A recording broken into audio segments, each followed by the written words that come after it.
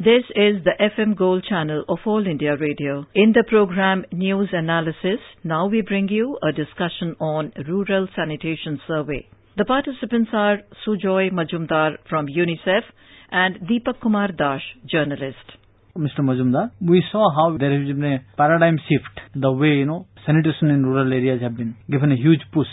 Sanitation coverage has come almost from less than 40% to more than 83 to 84%. How do you look at this change happening, I think, less than 4 years, and which is also being claimed as one of the fastest moving social change that is happening in India? Yes, absolutely. I think what you are witnessing in India now is a huge social transformation in converting and changing the behavior of people in terms of their sanitary habits.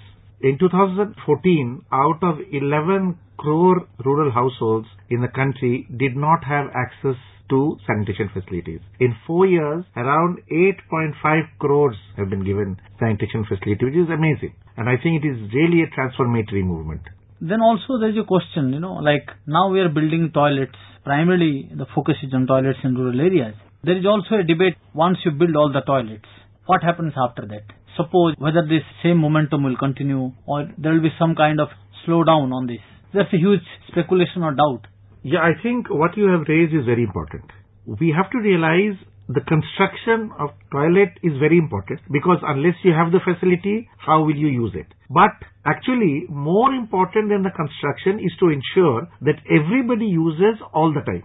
And there is no case of people going in the open and no open defecation. To really get the health impact of this improved sanitation practice, we have to ensure that the sanitation improvement that we have gained so far has to continue. So for me and for agencies like UNICEF, the real activity starts now. That when everybody has the facility, what do we need to do to ensure that they keep on using? So behavioral change, IEC campaigns, social and behavioral change information, interpersonal communication, Jan Andolan, to ensure everybody is using the toilet, that becomes very important. So I think there will be continued need for focus on the continuing stop the open defecation even after the end of the Swachh Bharat program. One of the interesting points that PM often used to say that, if we have good sanitation, safe sanitation, then the burden on our health will come down. Number of diseases will go, and also, what actually pinches everyone, burns everyone's pocket, that will also help. I remember UNICEF had done an interesting study which also showed that how actually every household will gain once this happens. But the question comes, I hope that you will share the details of the impact. But other parties also, how do we take this to people? Maybe we all write in the newspapers, there are some tweets on the social media, but beyond that, how do you actually tell people, see, this is the benefit? I just go back to the details of what you mentioned. Last year, in 2017, UNICEF carried out a study in India. And the study looked at the households which are staying in those villages which have achieved ODF status, open defecation free, and households staying in normal non-ODF villages. And looking across the entire country, a survey was done, and it was found that those households staying in ODF villages save an amount of 50,000 rupees annually as compared to others. This in rural areas is a very big and significant amount. But again, how do we convey this message to the people? This has been one of the problems in India's sanitation program. There have not been enough foot soldiers on the ground to continue interacting with the people. Under the Swachh Bharat mission, one of the very positive things that has happened is the government has insisted that every village should have at least 2 foot soldiers, Swachhagrahi, as the Prime Minister has given the statement. It is expected that these Swachhagrahis who come from that community itself will be oriented and trained and will be able to continue the interpersonal communication with the villagers so that the message of good sanitation and the benefits stay in their mind and their behavior sustains. So we are really hoping that this works. What you said is very right. It's all Swachhagrahi, foot soldiers who make a program real success. But then again the question comes, how do you motivate them to be there all the time? So there have been also some kind of demands from such people, give some kind of incentive so that they get engaged. How do you look at, This incentive issue is a very issue which there are multiple opinions. As you are aware, I will draw your attention to one more point, that India has an incentive-based sanitation program. That households who build latrines also get a financial incentive. Now, it is true that there are many households who cannot build their own because of their financial situation. So, they need the support. But there is also an opinion that if you try to change behavior with finance, it does not work because once that finance ends, the behavior slips back. But I think what is necessary that the foot soldiers are also engaged in a constructive way. Now, what that way will be, the government, I understand, is under consideration a proposal of providing some sort of incentive to Swachhagrahi. But the fact is, we are looking also at motivated youth, young students, members of NSS and NCC and Yuva Kendras to come forward and work as society, their contribution to society. So it will be a mixture of motivators who are professional motivators who are also getting incentives, plus it will be also contribution from the population in terms of Jan Andolan, the youth, as part of school and college activity. You may have heard about the Swachh Bharat internship program. Yes. So the idea is to get thousands and thousands of youth out there going to the villages and spreading the message. I strongly believe that an external financial incentive can only carry you to some extent. But if you want long-term change, you will have to involve the population themselves in the activity. What is the life of these toilets that we are building? 2 years, 3 years, 5 years? And what will be the impact in the future? This is, I think, a question we get to hear from many people, even in the field when we go. So, basically, a latrine has got two parts. One is below the ground, substructure, and one is above the ground, superstructure. Now, the substructure can have multiple models. There is one pit model, a two pit model, a septic tank, or in urban centers, you are connected to a large system of sewerage. Now, in rural areas, the model that the government of India is proposing quite rightly is two pit toilet. The idea is you use one pit and close the other one, and when the first pit gets filled up, stop the entrance to that pit and move it to the second pit. Now, it is estimated that a standard pit size, it's a household of 4 people, will require 3 to 4 years to fill up. And when you close it and go to the other pit, 3 to 4 years for the second pit to fill up. And by that time, the first pit's fecal matter is converted into manure, which you can use outside. So, if you build the substructure properly in 2 pits, then actually, theoretically, your latrine can be used for a long time. What gets affected is the superstructure. Now, the superstructure is built according to the wishes of the householder. If he wants to build a strong superstructure with RCC, iron rod and tiles, it will stay a longer time. If it's made of bamboo and mud, it will not stay so much. But that is an investment which the householder will need to keep on having. So, what I want to say is the model that is being propagated is actually a sustainable model, and if maintained properly, can easily stay for a long period of time, 15-20 years. How do you look at the number of toilets that we target to build? The target is October 2, 2019, but government says that we will actually complete it beforehand, both in rural area and also urban area. Do you think actually that's going to happen? So, my opinion on this is the government carried out a 100% baseline survey in 2013. All the households which did not have latrines in that baseline survey was put in the baseline report. As you correctly said, the government has achieved 88% of the baseline households. So there is around 11.5%, 12% remaining, which I think will be over in another 6 months. However, I agree there will be some households which are not in the baseline survey, which have been created in the last 4 years. Those households will require maybe a few more months.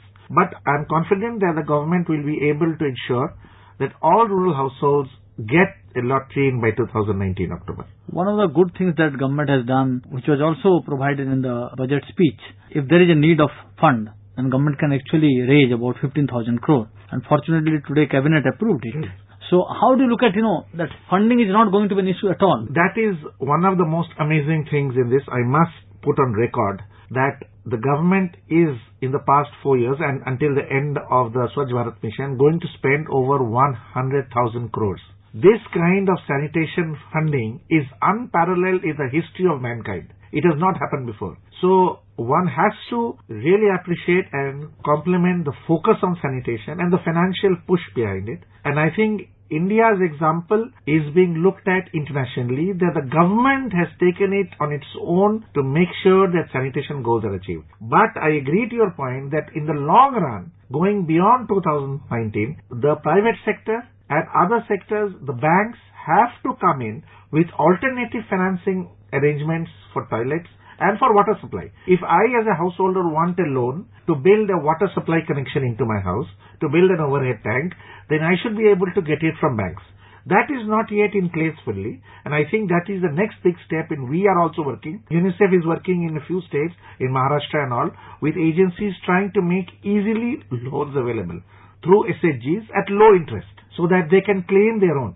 So its people belonging will also increase, and they will own their toilet also. So this is the way forward. And if we go back to entire issue of sanitation, it's not that it started only with this government. Do you think, if it was not taken by Prime Minister, captaining the entire thing, the results would have been quite different than what exactly is happening today? Of course, the initial attempts at sanitation started after independence. But the first proper sanitation program, this Central Rural Sanitation Program, started in 86. From 1986 until 2011-12, the growth of sanitation access is 1% a year. India is a big country, so 1% a year is also a big amount. But it was 1% a year, and if we had continued in that speed, we would have reached ODF status in 2080 or 90. So the focus which the Indian government and the Honorable Prime Minister took in 2014 gave a huge boost to sanitation. And also you must realize that the financial support to each household was also increased around 4,500 to big amount of 12,000. So this jump was significant. And the budgetary support which followed this program has been very encouraging, and this is why we have been able to achieve what we have. But again, let me flag that the story will not end with Swachh Bharat. The funding has to continue for IEC, behavior change, communication, even after the Swachh Bharat ends. Because we also have to do other things. Fecal sludge management. How to maintain our toilets. Where does the fecal matter go? SLWM, liquid waste, solid waste in rural areas. Menstrual hygiene management. These are all very important issues where we need to continue investing. So we hope that the government keeps on doing. What you said is very right. That, the journey has just started. It's not the end of it. But then the question comes, our primary focus has been more on building toilets, which has also come under criticism that why only toilets. There are thousands of other things which we need to do. You think what could be the reason why government first put the focus on building toilet, then taking one and one later? Being a water and sanitation specialist with UNICEF, I for one am the most happiest person that the government has really picked up on sanitation. The figures that come out internationally, the World Health Organization figures say 118,000 children under 5 die every year from diarrhea, caused from basically bad poor sanitation. 118,000 children a year means 2 plane full a day. It's just like 2 plane load of children crashing every day. Unfortunately, there is no attention to that. And then you also have heard that problem of bad sanitation affects stunting, and children are being mentally stunted, physically stunted. For the sake of our newborn and young children below 5, I am very happy that the focus has been on sanitation. Drinking water is another. We really need to look at water quality, but this is all connected, and I sincerely hope that this effort continues, because this is our future. If we can make sure that we provide best possible opportunity for our children, then India will be able to succeed. You raised another important point, water supply. Water supply not just for drinking, but also for usage in the toilets. That has been a big issue. Do you think maybe for the next 5-10 years, we need to do more R&D on developing toilet models which will use minimum water? You are absolutely correct. There has been a bit of work on this. There is something you may have called the rural pan. The Indian style latrine we use, there is something called a rural pan, where the slope is much higher, so that the fecal matter requires very little water to flow. But I agree with you, there is a need to do research using local technology, local materials, so that these rural low water consuming pans can be made easily and at low cost. And UNICEF is convinced that we need and we really want to support innovation on these kind of technologies. Thanks a lot. Thank you very much. You were listening to a discussion on Rural Sanitation Survey. The participants were Sujoy Majumdar from UNICEF and Dipak Kumar, journalist. The program was produced and presented by the News Services Division of All India Radio. This program is also available on our website newsonair.nic.in. You may email your opinion about this program at airnsdtalks@gmail.com. Please stand by for our next program, Charcha Ka Vishay.